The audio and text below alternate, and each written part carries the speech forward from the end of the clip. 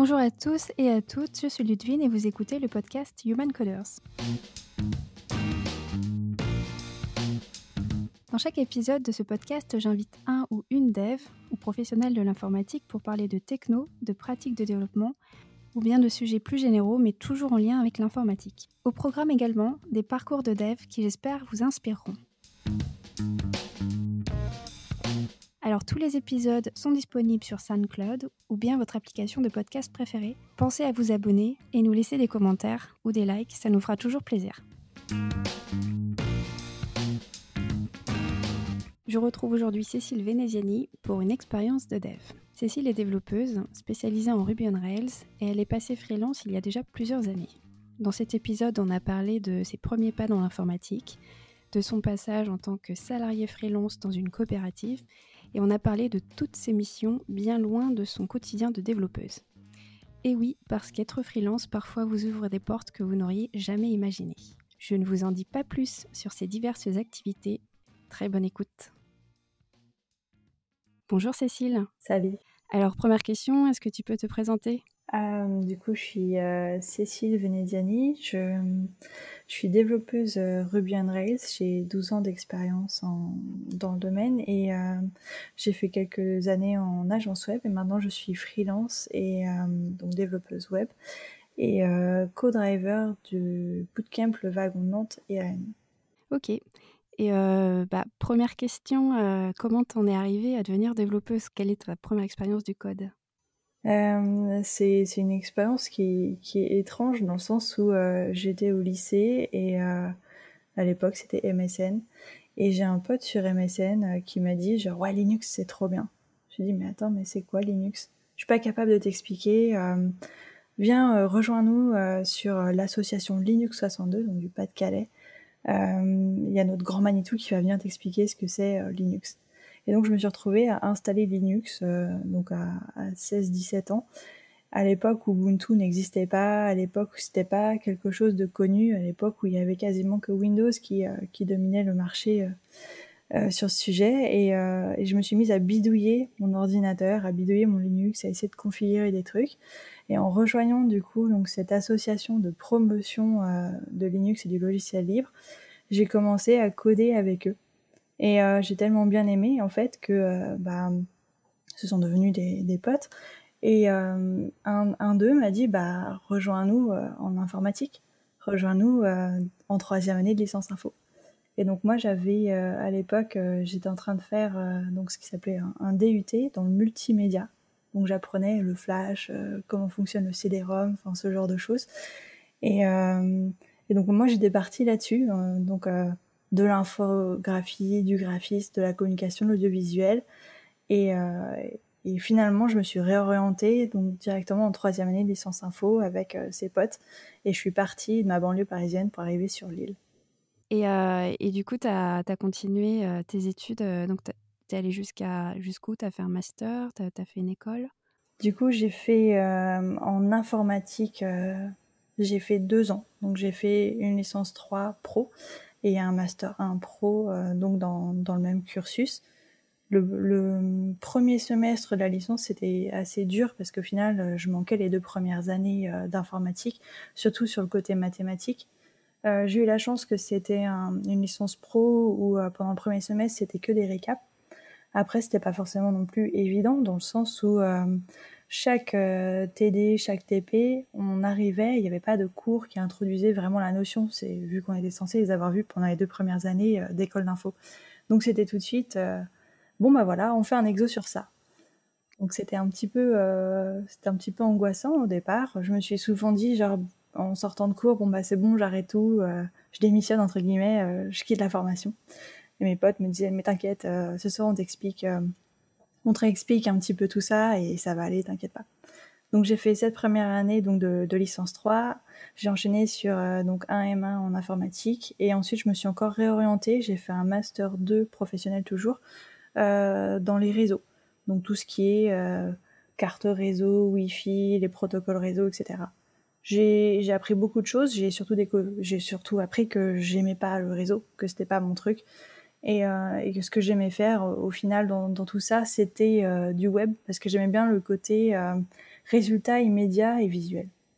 OK. Et c'est comme ça, du coup, que tu en es arrivée à partir sur du Ruby on Rails? Alors, pas exactement. En fait, à la base, quand je bidouillais avec mes potes, donc avant de rejoindre carrément une formation d'informatique, je faisais un peu de Python avec eux. Et, euh, et en fait, c'est super cool comme langage parce que bah, c'est hyper accessible. Et donc, bah, moi, j'adorais, j'adorais le Python. Je faisais du Python dès que je pouvais. Tous les stages que j'ai pu faire, j'ai eu la chance de pouvoir les faire en Python plutôt qu'en Java. À l'époque, tout le monde faisait du Java, même en stage. Donc moi, j'ai eu la chance de pouvoir faire tous mes stages en Python et en plus en collaboration avec des laboratoires de recherche en chimie dans la qualité de l'air en fait. Donc sur un domaine qui me plaisait. Et donc en sortant de formation, je cherchais donc un job dans le web en Python. Et à l'époque, c'était pas quelque chose de courant, à part sur Paris. Et étant sur l'île, il n'y avait aucune offre d'emploi qui cherchait donc des développeurs en Python pour du web. La seule offre que j'avais vue, c'était sur du Odoo, qui était donc un ERP, et ça m'attirait pas forcément. Et je me suis retrouvée à poster donc mon CV en ligne en disant que je faisais du Python. Et il y a une boîte qui m'a contactée en disant bah écoute, tu fais du Python, fais du Ruby, c'est assez proche. Tu fais du Django, le framework web le plus utilisé en Python. Nous on fait du Rails. Écoute, c'est aussi assez proche. Est-ce que ça te tenterait de passer sur du Ruby et du Ruby on Rails? Et j'ai dit oui. C'est comme ça que je me suis retrouvée à faire du Ruby on Rails. D'accord, OK. Et en fait, on s'est contacté aussi parce que j'avais très envie que tu partages ton expérience de freelance, en tant que freelance. Donc là, ça fait plusieurs années que tu es freelance et que tu fais des missions assez diverses. On va les détailler un peu plus tard. Et je sais que bah, ça peut être difficile ou un peu intimidant de passer à ce statut de freelance. Et je me demandais du coup comment ça s'était passé pour toi de faire cette transition. Donc avant, je travaillais donc en agence web. J'ai fait plusieurs agences web donc sur la métropole lilloise. Et je me suis retrouvée en fin 2013 donc à me lancer en freelance. Et c'est vrai que c'était assez intimidant. À la base, moi, quand je voulais du coup chercher un taf en Python, il y avait justement pas mal de mes potes qui me disaient bah vas-y, lance-toi en freelance. Parce qu'au final, sur l'île, tous les développeurs Python, c'était tous mes potes et ils étaient tous freelance. Et à l'époque, je leur disais genre mais jamais, jamais je pourrais être freelance. Moi, freelance, c'est juste pas possible. Il me faut quelque chose de stable. J'ai trop peur, je saurais pas me vendre. Enfin, vraiment, toutes les craintes qu'on peut avoir. Et en fait, donc fin 2013, je quittais le poste dans lequel j'étais en agence web et je me suis dit en fait, j'ai repensé au freelance et je me suis dit si je le fais pas maintenant, peut-être que je le ferai jamais. Donc essaye de te lancer maintenant, essaye de franchir le pas et fais-le. Donc bah en fait, j'ai juste été voir mes fameux potes en question et j'aurais posé plein de questions, genre mais comment ça marche, comment tu t'es lancé. Ils ont essayé de me donner pas mal de billes. Et ce que j'ai fait qui est peut-être un peu différent de ce que la plupart des gens pourraient faire, je me suis pas lancée en auto-entrepreneur, micro-entreprise. Ce que j'ai fait, c'est que j'ai rejoint une coopérative d'activité et d'emploi. Donc c'est une Mhm. sorte on pourrait résumer ça comme une sorte de scope, mais plutôt dans l'économie sociale et solidaire. Et c'est un peu comme du portage salarial dans l'économie sociale et solidaire. Et ce que j'ai bien aimé, c'est qu'en fait, on n'est pas tout seul, on est accompagné, on a un gestionnaire d'activité qui nous aide, et aussi quand on soumet des devis ou des factures, on les soumet en fait à notre gestionnaire qui va venir les regarder, venir les valider et nous dire si jamais bah, on est en train de faire une connerie et qu'en fait on pourrait se faire avoir parce qu'on a oublié de mentionner certaines clauses, par exemple.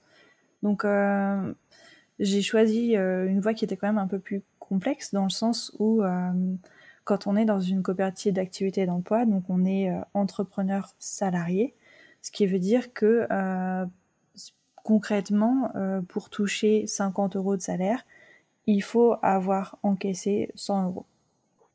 Parce qu'il y a D'accord. toutes les charges patronales, toutes les charges salariales qui rentrent en compte, et également, bien sûr, un pourcentage que la coopérative prend. Mais j'étais prête à jouer le jeu parce qu'au final, c'est ce qui se passe, hein. Quand on est employé dans une boîte, on a toutes ces charges qui rentrent en compte. C'est comme ça que ça fonctionne en France.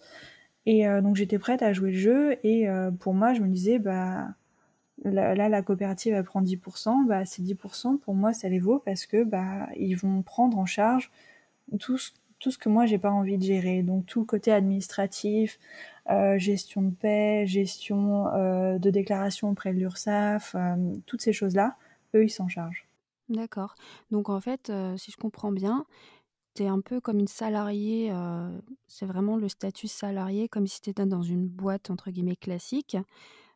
Tu reçois tes fiches de paye et par contre, c'est toi qui vas quand même chercher les clients ou qui va chercher tes missions, c'est bien ça? Exactement, je suis officiellement entrepreneur salarié, j'ai 400 collègues officiellement, répartis sur la métropole lilloise et aussi la région.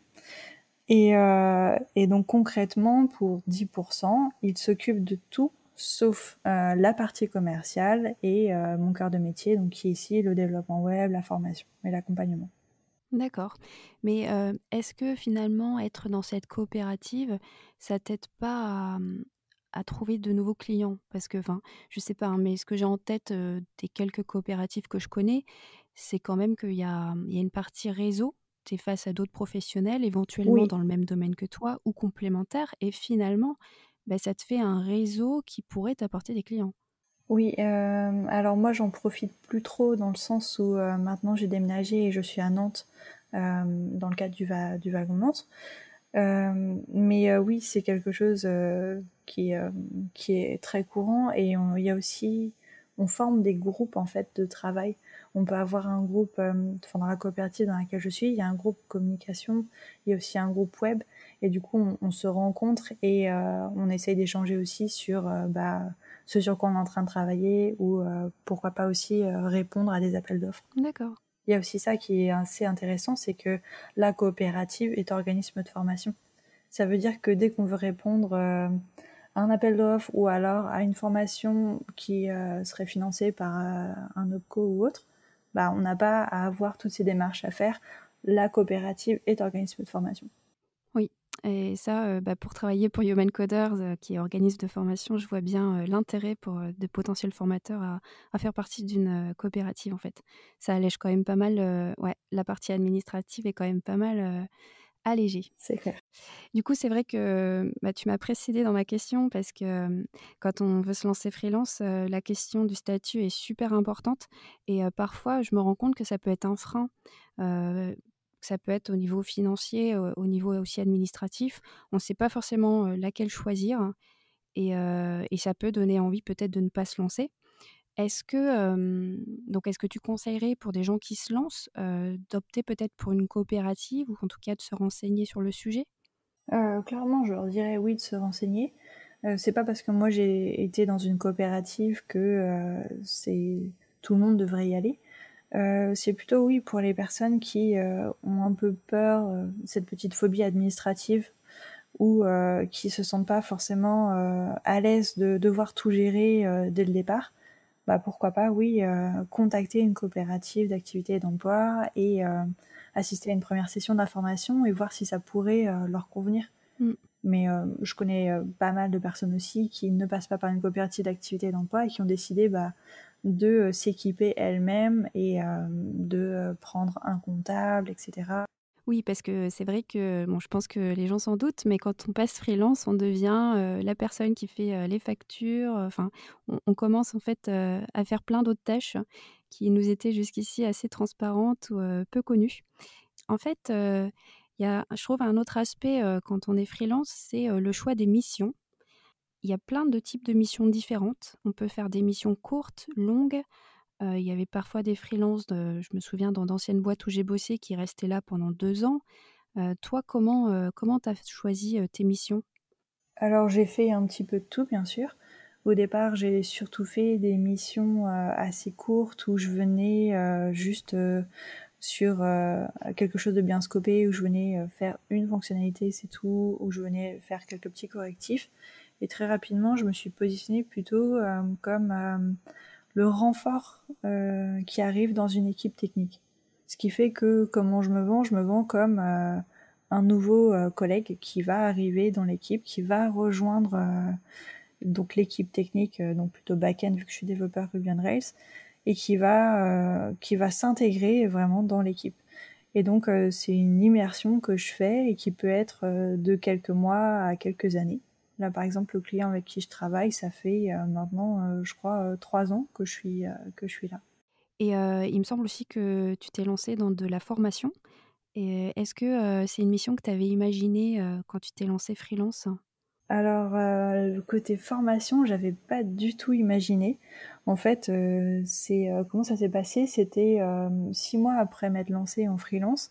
J'ai vu sur Twitter un tweet du CTO du Wagon, donc il y a un bootcamp pour apprendre à coder, et qui disait ouais, on cherche des formateurs Ruby on Rails, contactez-nous.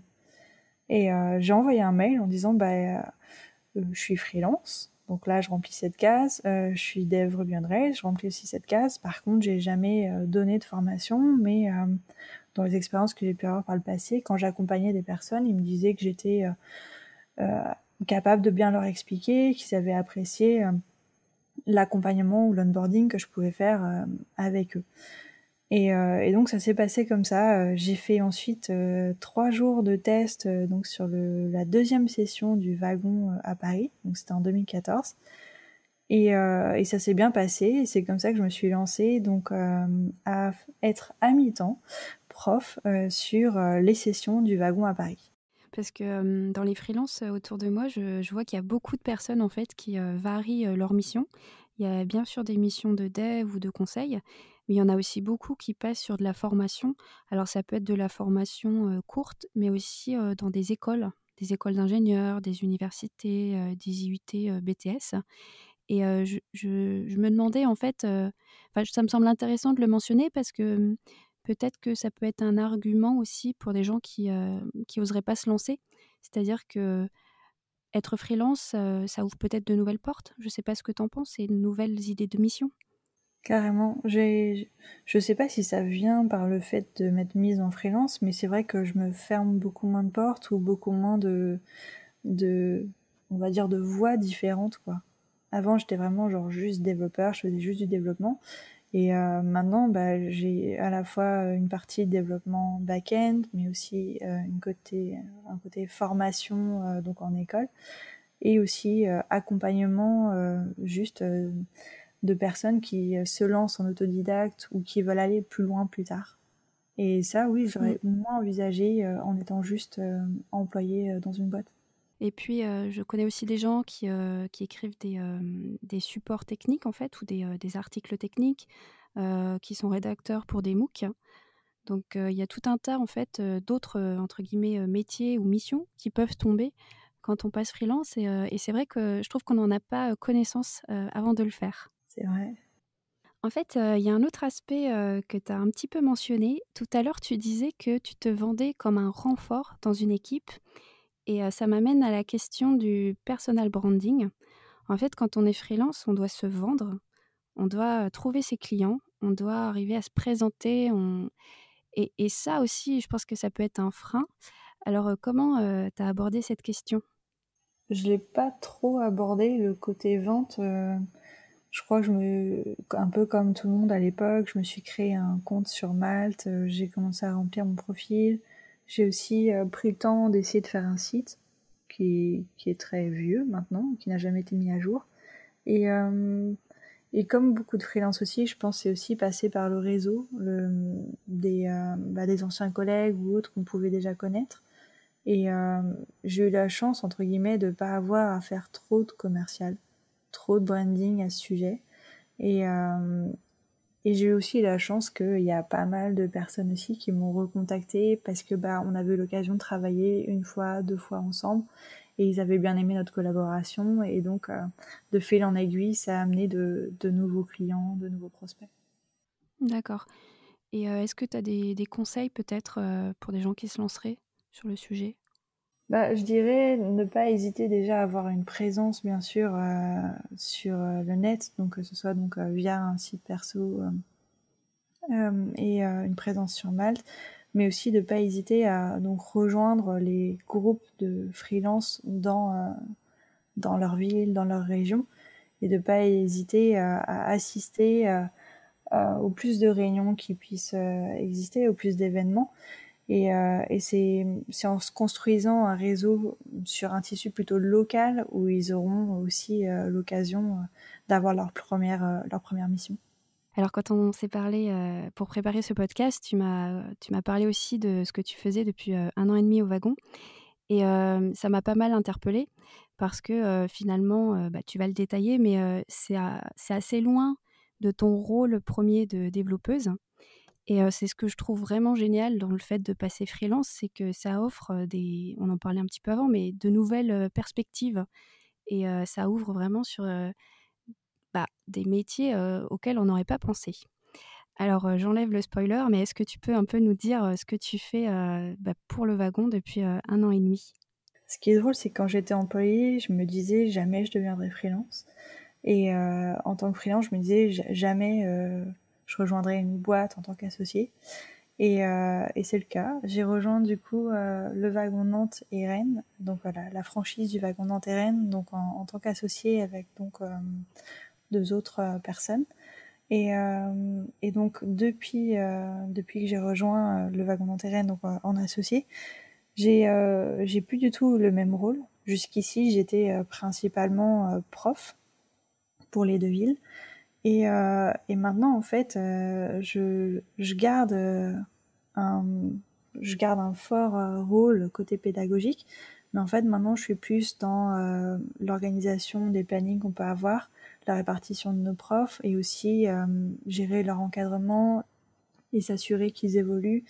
La plupart de nos profs, on les recrute parmi nos alumni, et donc je veille à ce qu'ils se forment et à ce qu'on puisse les faire passer en tant que prof et que ça se passe bien et qu'on les lâche pas juste dans la nature. Ça, c'est une de mes casquettes depuis que j'ai rejoint en tant qu'associée. Et une autre que j'attendais pas forcément, je suis passée plus sur le côté communication et marketing. Je m'occupe donc des réseaux sociaux, donc notamment LinkedIn, Twitter, Instagram, et je fais aussi toute une partie plus marketing, et je travaille donc en partenariat avec certains écosystèmes du coup de Nantes et de Rennes avec mes 2 autres associés. Et ça, c'est quelque chose que j'aurais jamais envisagé quand j'étais employée. Ouais. Bon, ça me fait sourire parce que, je me retrouve un peu dans ce que tu dis, parce que j'étais dev pendant 6 ans et qu'ensuite je suis passée aussi freelance. Et pareil que toi, ça m'a ouvert, de nouvelles portes. Et là, aujourd'hui, je suis en train de t'interviewer pour le podcast Human Coders, et c'est vraiment pas quelque chose que j'aurais imaginé, à la base. Et comme toi aussi, je m'occupe, de la com, d'une partie de la com pour Human Coders. Et en fait, je trouve ça assez génial parce que, ouais, tu es amené à faire des choses que tu aurais pas faites à la base et tu continues d'apprendre, et ça reste toujours quand même en lien avec, le départ qui est, l'informatique. Ouais, c'est clair, c'est ça qui est juste génial.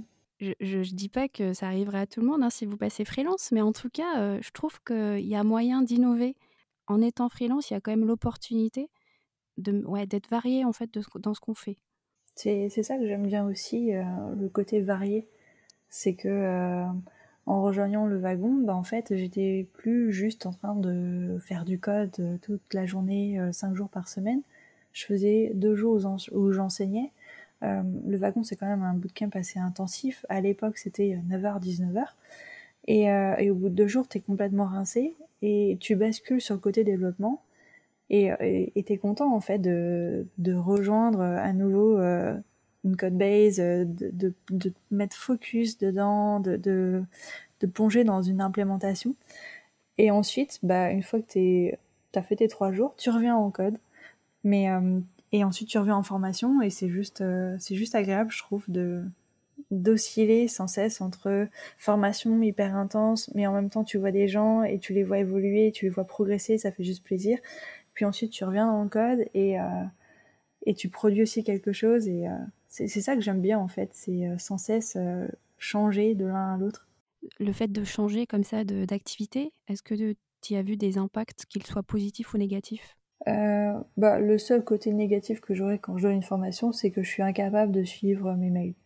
Je n'y arrive pas, et y a pas de pause, quoi. Toute la journée, t'es dédié à tes élèves et le reste, c'est accessoire et je peux louper des notifs sans souci. Je suis focus avec mes élèves.